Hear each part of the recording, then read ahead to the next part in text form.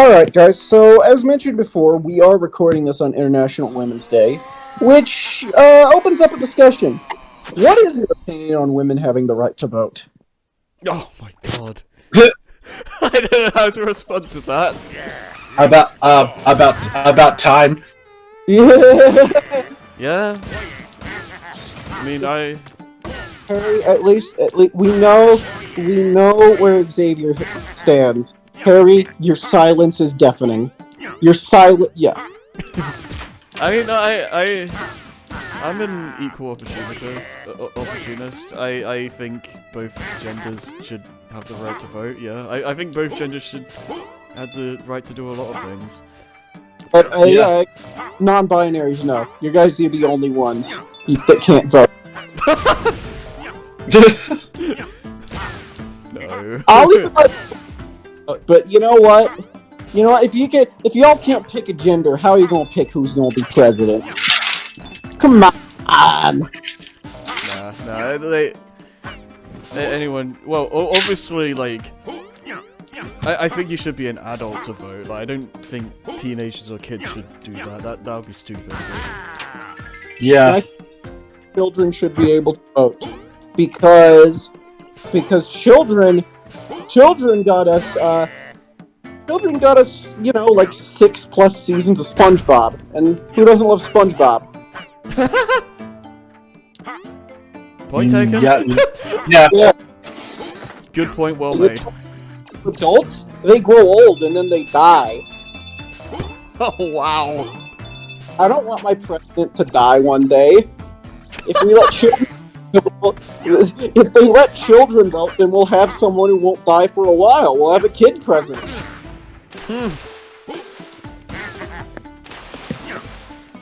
I imagine that would probably be a nightmare. Yeah. Yeah, it would. Yeah. I mean, if you ask certain people, they'd say we already had a kid president.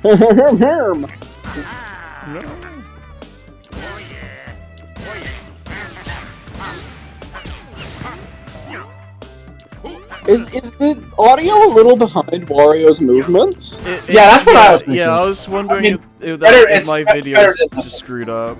No, the audio is just ahead of the video.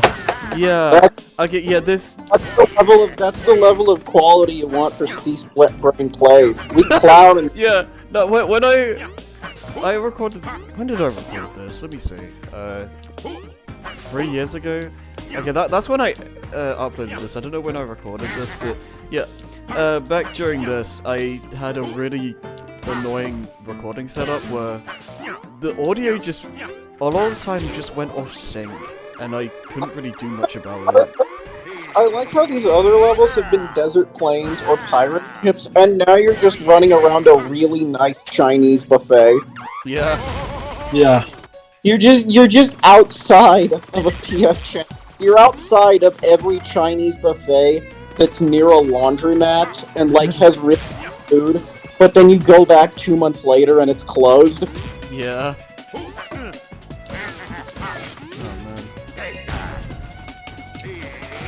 That always fucking happens though, and I don't know why. You know what I'm talking about? It doesn't have a logo. It just has like stock red letters. Like those, like I'm just made of like fluorescent lights and red letters. Not fluorescent, neon. Oh yeah. Yeah, I don't know why I said fluorescent.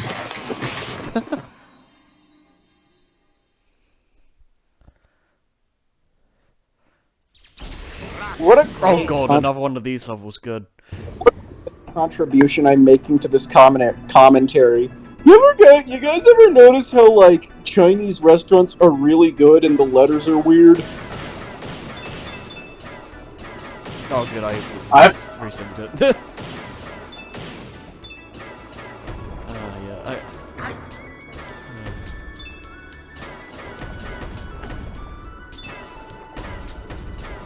I do have to say, there is a secret I have discovered living in the Midwest, which is that there's gonna be like 80 million Mexican restaurants, and the way to determine if they're good or not is whether or not their quality is relative to whether or not they bring out the queso dip without you asking. I've lived in Missouri long enough to craft that theory. Yeah.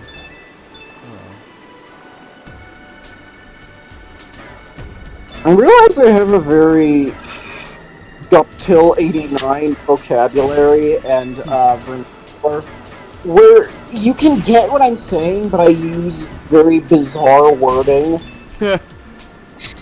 I mean, I kind of just expect it from you at this point.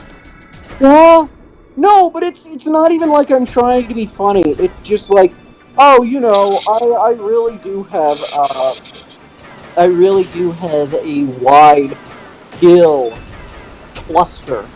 Yeah. Skill set, skill cluster, skill matchbox. Yeah. Yeah. What? Okay. Talking about the game for a second. I know we've complained about this, like, was it? I think they called it as submarine or something. But the problem is, since you control the moving the Wii remote up and down or whatever, when you're trying to get coins, especially for like the mission that requires you to get a certain amount, this thing just, it controls like wet ass. Like it's so hard. When like the areas like open like this, it's so hard to get all the coins you need, and it just sucks. It's also incredibly incongruent with the rest of the game, because the rest of the game, it really does feel like you are being halted to play a completely different game. Yeah, it's like it's basically how a lot of people feel about the Werehog in Unleashed. But I don't necessarily agree with those people, but like this is basically the equivalent. I mean, at least that has some decent fights. I mean, the thing of the Werehog is that it has like its own sense of flow and cool stuff you can do. The thing with this is that like it controls like garbage. It's not fun. It's an auto scroller and it takes forever, and it's just. Also, to add to that, it's aesthetically, because this looks like it's just. Well, one, every level in this game is so well designed. The colors are really pop out. They're super lush, and every level is very distinct. These all look the same. That's the thing as well. Like water levels can look beautiful. Like look at the modern Rayman games, for example. But this is just so generic and it's just repeated from the other ones. It looks like when you have a drawing of a bunch of cartoon fish on the wall hospital. Like, this looks like it should be painted on the wall of a children's hospital. Yeah, and I know I definitely mentioned this before, but the fact that sometimes, when there's multiple paths, like, you're not gonna know which one has the chest and which one is just for like money. So if you care about like completing like missions or getting the chest, you're probably gonna have to play these stages multiple times. And considering how long and boring they are, like that's not good. Yeah, there's not much to explore. There's a little bit I've seen, but you don't get the fun of like going around every nook and cranny like you do in the main levels. Yeah, the thing with that as well is the fact that, like, in the other levels, if you know where what is it? All the chests are, you can, it's not that big of a problem, but like you have to memorize like what paths you need to take for this one, and no one wants to do that. Like it's not exploration at that point; it's just dumb luck. No, yeah. Pretty much. I guess that's what I was trying to say. Like the other levels, like getting the chests, like that's down to exploration and just It'd be great. Yeah. It'd be if the submarine followed him through that little portal, and then it goes Dodge, and he jumps out, and does his victory pose, and then the submarine just lands on him. Yeah. That'd be funny. The submarine and the design of it itself is probably the best part of those levels. Yeah. I do like that a lot. Yeah, I don't think those levels are like a bad idea. It's like the execution needs to be like Yeah. fought over again. Probably, of the main levels, what I'm looking at right now is probably the most generic, because it kind of looks like a generic ice level. Like, the art style's fine, but Yeah. it's still pretty flat compared to everything we've seen, especially that last level. That It's last, true, yeah. like feudal Japan, that looked nice.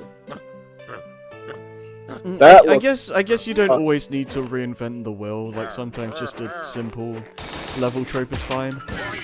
Yeah, Yeah, that's true. Yeah. I do remember this level being an absolute pain in the ass to no damage though.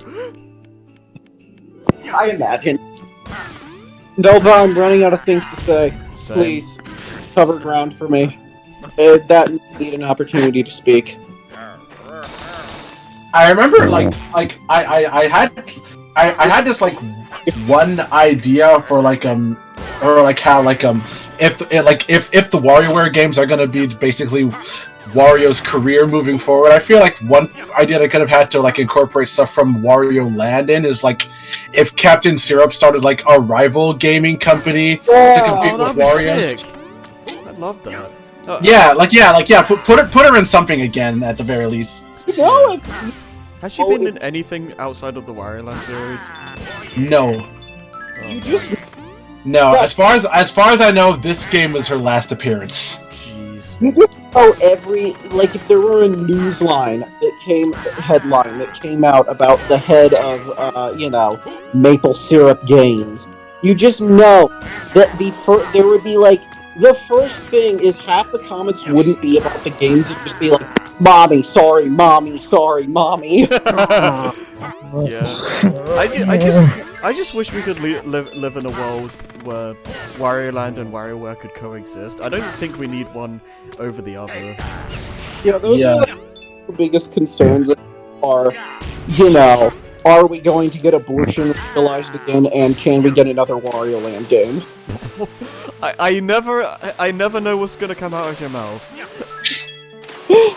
Those are my two biggest fears in life, and at this point, I'm willing to sacrifice one for the other. If women need to give birth to a baby they're not going to take care of, then as long as I get Wario Land 6, it's cool. You guys have got a lot. When I brought up earlier, you can vote now, so I should get my Wario Land. Wouldn't it technically be Wario Land 7 if you want to count the Virtual Boy?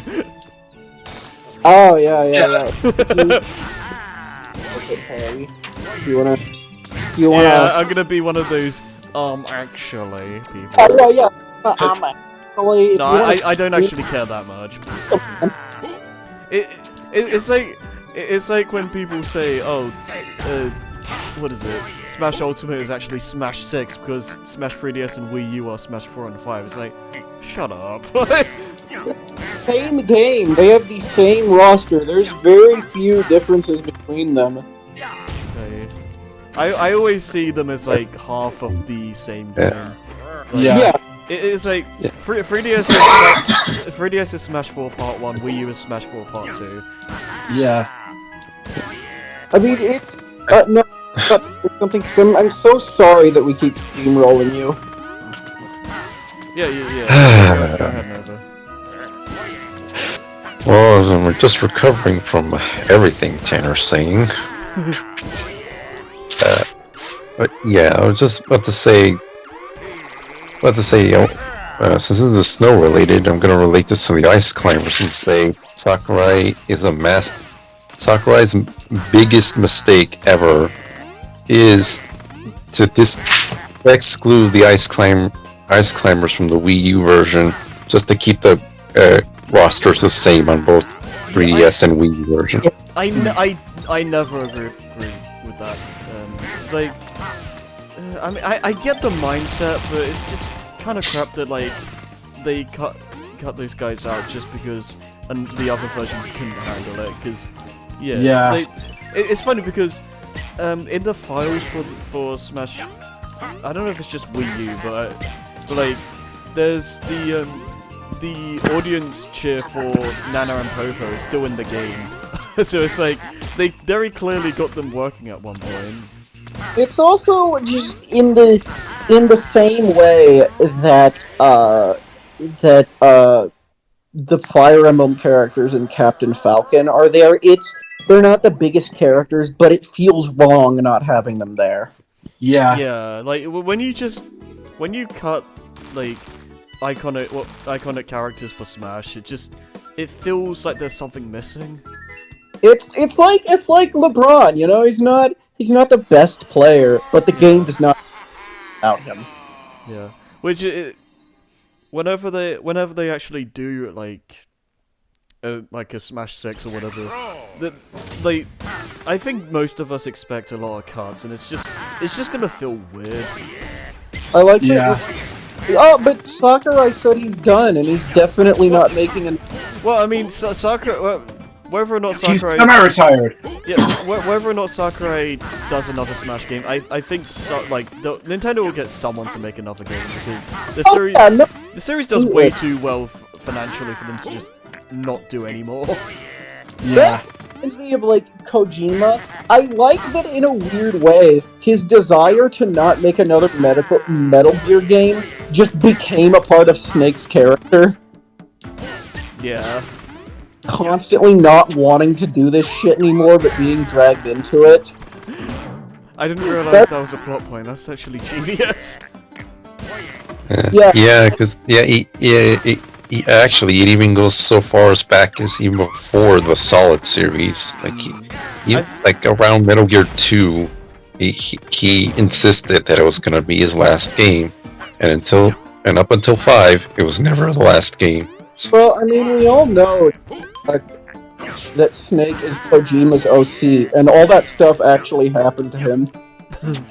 Yeah, I think the difference though is that like Metal Gear is an actual story-driven series, so like that has an ending, whereas Smash can if they wanted to, it can go on forever. It shouldn't. No franchise should go on forever.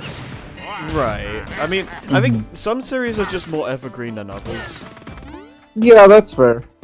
But Some series just have a natural ending point, whereas,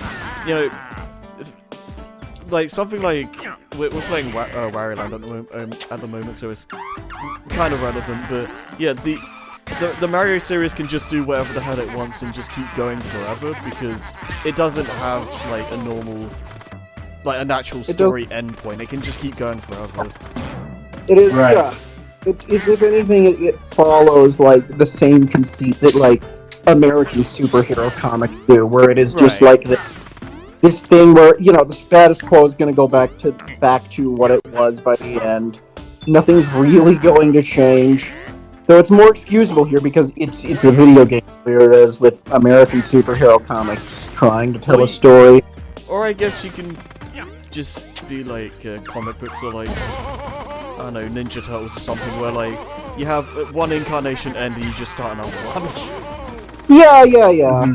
I mean, it's at the very least what that should do, and sadly what I think it doesn't do. The fact that it goes on indefinitely should mean that you get more variety and inspired and creative takes, but in a weird way I often feel that it just leads to stagnation. Right, I do feel like it's important to give incarnations time to breathe. Don't just.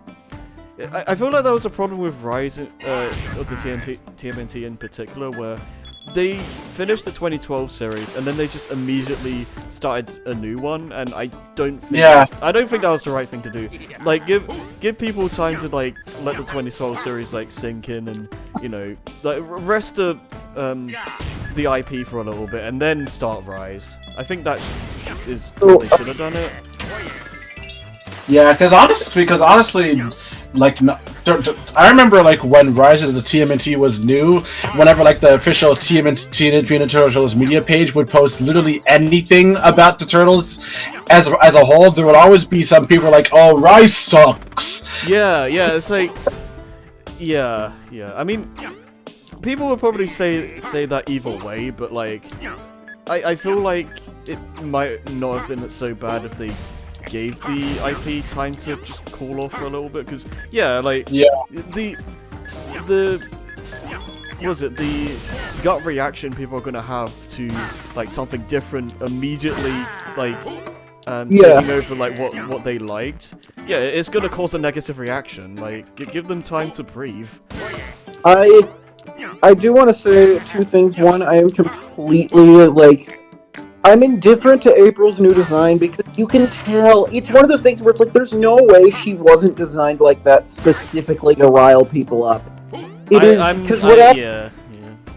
get a design like that is so radically different from what you would associate with April O'Neil.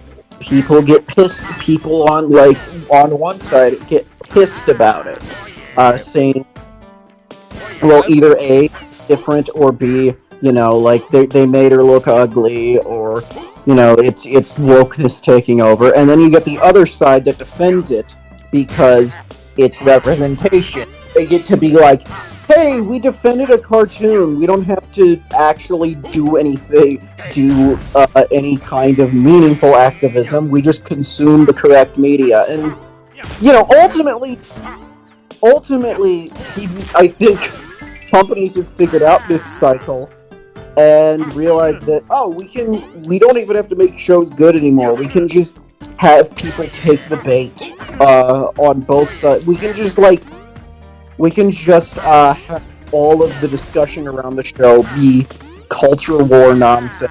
And I wish like society wasn't so hung up about that stuff. I just want to watch a show or a movie, whatever, just because I want to watch a show or a movie. I don't care about this other stuff. I mean, well, no, but that's like how you make a show nowadays. You get people. That's the problem. Like, shows are made for that stuff, and it's it just annoys the crap out of me. It does. I mean, no, yeah, it even goes like to just the way dialogue is written. There's so many, especially with comedies. Good example, weird example I can think of is Inside Job is a very hit or miss show. Well, I like that show. Yeah, it was a very hit or miss show. There's a lot of stuff there that is genuinely funny and creative, but there's always one line of dialogue per episode that you can tell was supposed to be screen capped by like the rise and fall of Nick on Twitter. Get people to go like, can you believe that Inside Job referenced Twitch streamers? Can you believe they made fun of Twitch streamers? Yeah, right. And it grinds everything to a screeching halt. That show, despite all of its strengths, really does feel like it was written for Twitter. Yeah, I don't know why shows can't just be a story anymore. They have to have some form of agenda or be woke or whatever. It's like, I'm so tired of this. You get the impression. I mean, that's the thing is, I don't even mind it being political. You know, works whether or not they intend to will have messages. Right? If you're doing it, if you have something to say or like it's to it's good for the story, then be my guest. But a lot of the time, it just feels so forced. I mean, it doesn't help that none of them say anything particularly interesting. It is. Yeah. It comes in two forms. It is trying to feel important without having anything to say. Besides just like, I don't know, like depression and anxiety are hard. White people are privileged. Things that you know. Yeah. You can debate whether or not they're true, but you've heard 1,000 times before and don't really offer anything new. They're platitudinous. Yeah, when I see that stuff nowadays, I kind of just roll my eyes or just like, ugh, like I get it. Like, It's also so tired. on the other side of things, with people like Dave Chappelle, that's why I can't stand it. There's also like a self-importance. There's I want to make a piece of it's that it's either going to be to generate controversy or to feel important because you have nothing to say. It's the same reason you get like quote unquote philosopher comedians like L is currently, where like they just kind of stop the show to deliver their opinion on something rather than telling jokes. Yeah.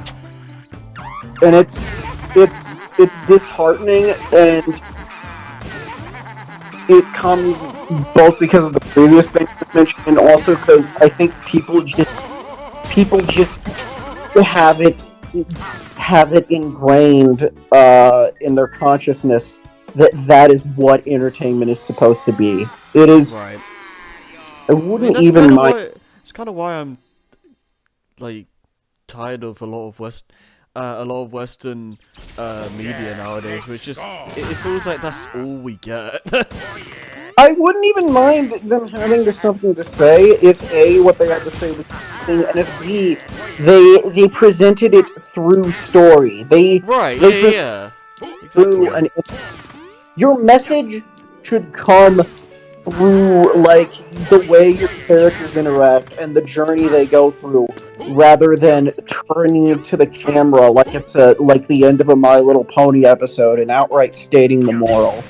Even if people the point, it is way more respectable to do that stuff through subtext and provide me something that is engaging and compelling and entertaining that I might also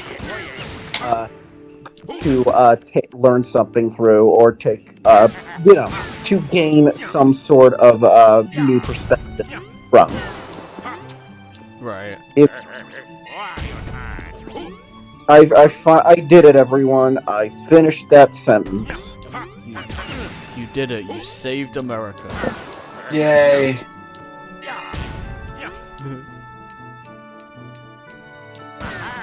I don't really know how to follow up that. Oh, it's. I mean, I'm not. It does here.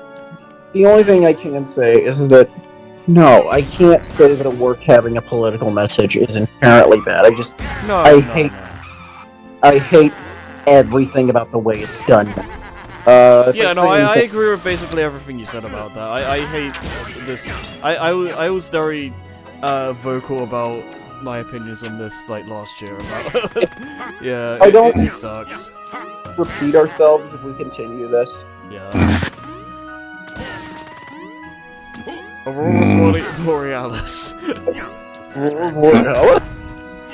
At this time of year, at this time of year, at this time of day, in this part of the country, localized entirely within your kitchen. Yeah, that's the line. That bit. I've seen a version of that where like the roles are reversed, and it sounds really funny. It's one of the few that I can generally vibe with because it one plays off of a scene that is incredibly well written, and two, there's so much variety with that meme. Oh yeah, for sure. I love the stuff people come up with. Yeah. I think someone made it a Simpsons Hit and Run mod. I think someone did. You've seen the Dragon Ball one, right? I don't remember. It's themed hands, but it's narrated and paced like a Dragon Ball episode. Oh, That Dragon Ball Z episode. That one's really good. that's amazing. Let's make that our discussion for the rest of this playthrough. Just referencing funny videos we saw. Guys, have you seen Charlie Bit My Finger? Christ. Guys. Okay, so I found this video of this hamster. Of this chipmunk. And he turns around and he looks surprised. And there's this music that plays.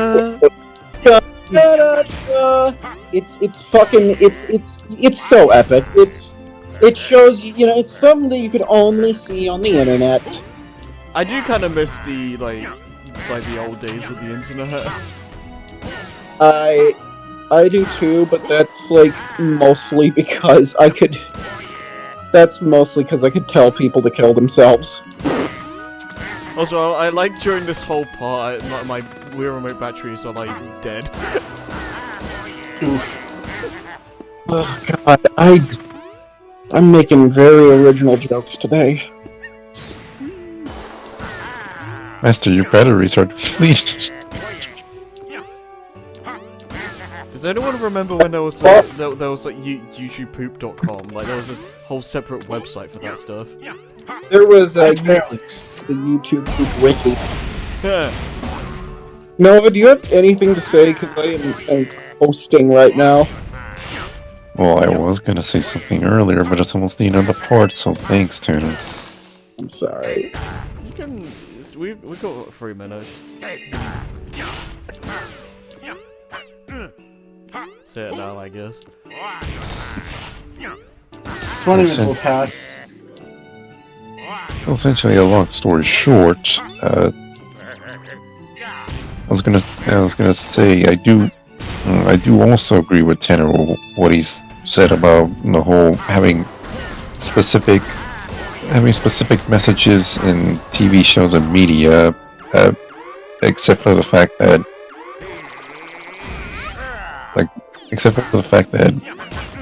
I feel like a slight counter argument to that would be if you need if you're conveying your message through a specific fictional media and not just conveying it in a more convenient and more public way, in a way that would actually reach the most amount of the people who would actually need to hear it, or where it actually be the most relevant, instead of sticking it to fictional media that's supposed to be just entertainment at the end of the day. That kind of, at some point, it starts to feel disingenuous. Oh yeah. Right, yeah, I can feel that. I will say that, but I think that is also tied to, like, because media has messages, that sort of, people feel like they can get